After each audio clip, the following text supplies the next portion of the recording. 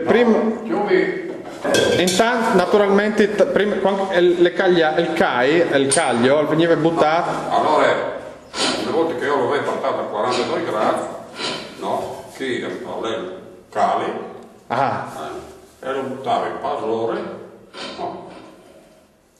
E dopo io lo sedavo bene, e là,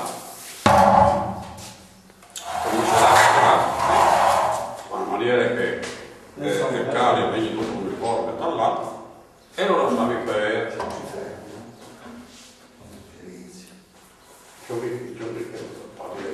veniva... Io lo lasciavi per sui 15 minuti, seconda acidità dall'altro, e poi dopo chiudi. Guarda. No, perché sei finistrini spinti. Allora dopo io una volta che già coppa bene, così, anche avete avevi sono imparato a tuo corso, no? A girare le cagliate così. Carezza dense, era tutta una creme dense, una pasta dense. E dopo lo portavi anche qui, a questa gira, lo portavi che come granuzzi formelli. Ho capito. Poi dopo acciappavi che cazzo e una specie di come e si piava il fuoco e si lo portava a una temperatura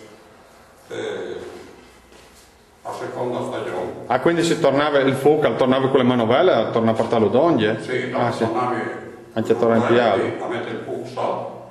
Una volta che avevi portato la temperatura normale, no. E lì lo tiravi fin quando era ben spurgato, che si formava. Ho capito. Quando era ben spurgato, no. Lo ciappavi, tiravi via perché e tiravi fuori con le stelle. E chi le stelle io levo il sac, no? Era un sac, ti metti attorno. Bevi le tennis, no? Un strazzo. E basevi su chi? Quando svegli che tu ti poi avevi di cá, no? Tu venivi di che bande cacco, quando svegli lì. Lo sto premendo, io te lo sai, C'è il garzone che impari. E ciappavi così. E davi sotto. E tu puntavi sul pit, quando svegli che... No. Quando svegli che tu puntavi sul pit, che così non lo veniva giù, ecco così, allora tu ti dopravi lì. Tiravi su. No. E si chiappava tai denti, no? Una da due. Sì, Ecco. una volta. Qui aveva di in poi. Se no era una femmina che ti gli le tele. E di lì, no? Queste femmine glielo portavi qua. E quindi chiappavi stelle di 3 kilos, erano Sul taglio. 10 kilos così? 3 kilos erano? E non c'è le forme di sì, sono tutti 7 kg. Sì, 7 kilos. Allora le portavi schi? Lo portavi qui. No. Passavi sì, e qui.